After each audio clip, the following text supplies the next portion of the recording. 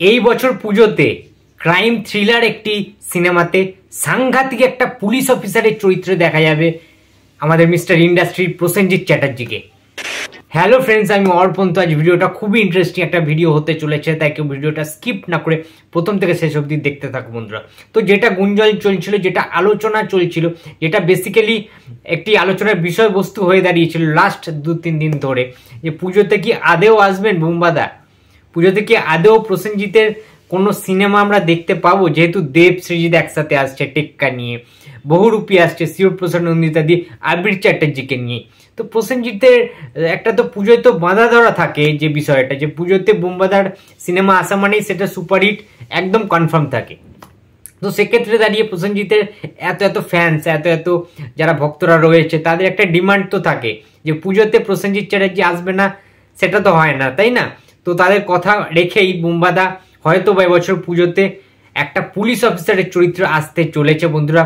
তোমরা ঠিকই শুনছো, গারুরান যে ছবিটার কথা আলোচনা হচ্ছিল, মালায়ালাম একটি ছবি, তো সেটা রিমেক হবে, অবশ্যই হবে, বাট হ্যাঁ পুরোপুরি কিন্তু রিমেক হবে না। এই গল্পটা অবলম্বনে অনেক কিছুই বদল করা হয়েছে, যে স্টোরি লাইনটা পুরোপুরি কিন্তু ডেভেলপ করা হচ্ছে, নতুনভাবে একটা মৌলিক গল্প আনা হচ্ছে। That's very important thinking. তার কারণ হচ্ছে এখনকার দিনে বাংলা সিনেমায় যে কোনো রিমেক সিনেমা যদি করা হয় বাংলাতে, সেগুলো কিন্তু ওয়ার্ক করছে না।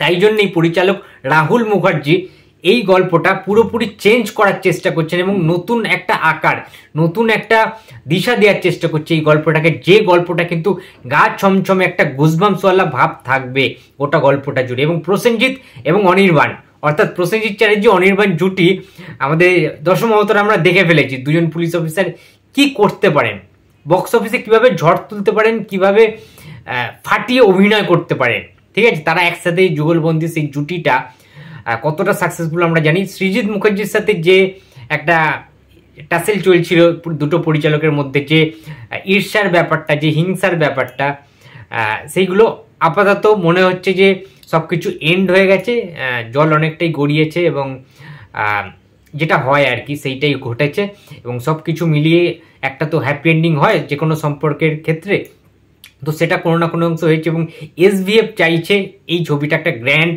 স্কেলে করার জন্য, এবং একটা অ্যাকশান বুম্বাদার কিন্তু 60% মানে 50%-এর বেশি, ঠিক আছে, অ্যাকশান থাকতে চলেছে এই সিনেমাটাতে।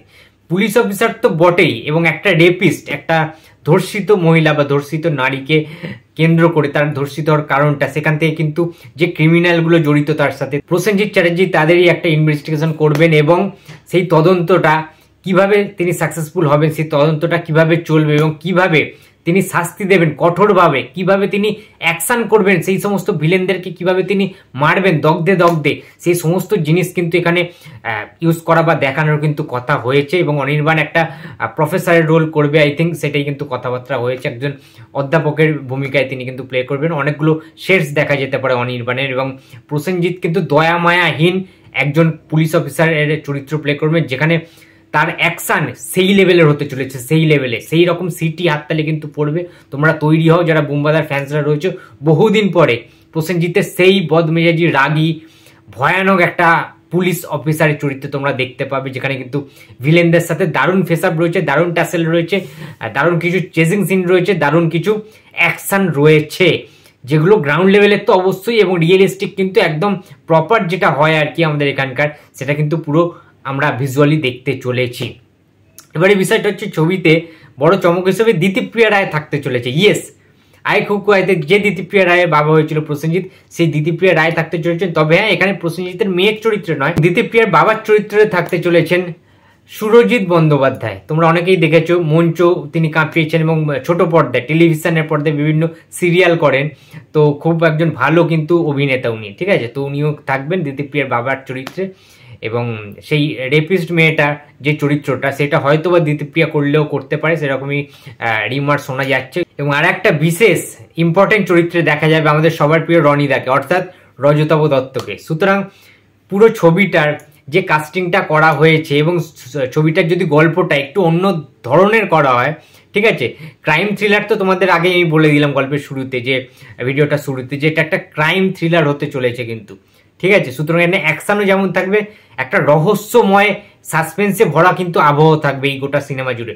যেটা কিন্তু একটা আলাদা ভাইব দেবে বাঙালি দর্শকদেরকে। তার কারণ রহস্য ভেদ করার যে জিনিসপত্রগুলি, এবং এই সিনেমাটা আমার মনে হচ্ছে পুজোতে কিন্তু একটা দারুণ বক্স অফিস কালেকশন দেবে, সুপার টুপার ব্লকবাস্টার হিট কিন্তু এটা হতে পারে বন্ধুরা। তো তোমরা এই সিনেমাটা নিয়ে কতটা এক্সাইটেড সেটা অবশ্যই কমেন্ট বক্সে জানিয়ে দিও। আমি কিন্তু প্রচন্ড এক্সাইটেড। দেখো, রাহুল মুখার্জি এর আগে ফ্যামিলি ড্রামা করেছে দুটো, আমরা দেখেছি। দেবের সাথে দেব রুক্মিণীকে নিয়ে কিসমিস করেছে, হিট সিনেমা। তার পরবর্তীতে দিলখুশ করেছে ফ্যামিলি ড্রামা, সেটাও কিন্তু সুপার হিট সিনেমা, ঠিক আছে। তার পরবর্তীতে যেটা বলছিলাম, ওটিটি প্ল্যাটফর্মে কিন্তু তিনি এনেছিলেন দাদুর কীর্তি, সেটাও ফ্যামিলি ড্রামা, সম্পর্কের গল্প, সার্টেন কাইন্ড অফ বিজনেস করেছে, হিট।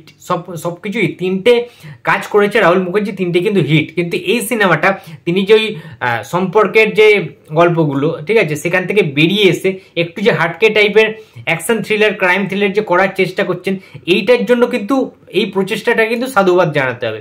তো hats off to you Rahul Mukherjee, best wishes রইল এই সিনেমাটার জন্য। তোমাদের বলে রাখি বন্ধুরা, যেহেতু স্ক্রিপ্ট চেঞ্জ হয়েছে, অনেক গল্পটা পরিবর্তন হয়েছে, তাই জন্য এই মাসে শুটিং শুরু হওয়ার কথা থাকলেও শুরু হচ্ছে না।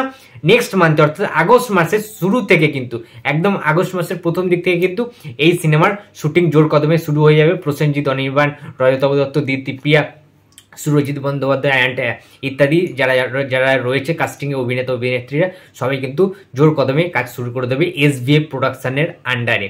তো বন্ধুরা, এই ছিল আজকে আমার ভিডিও। তো ভিডিওটি যদি ভালো লাগে তো please like, comment and share করতে ভুলো না। যদি চ্যানেলে নতুন হয়ে থাকো তো প্লিজ সাবস্ক্রাইব করে দিও। তো দেখা হচ্ছে আবার পরের ভিডিওতে।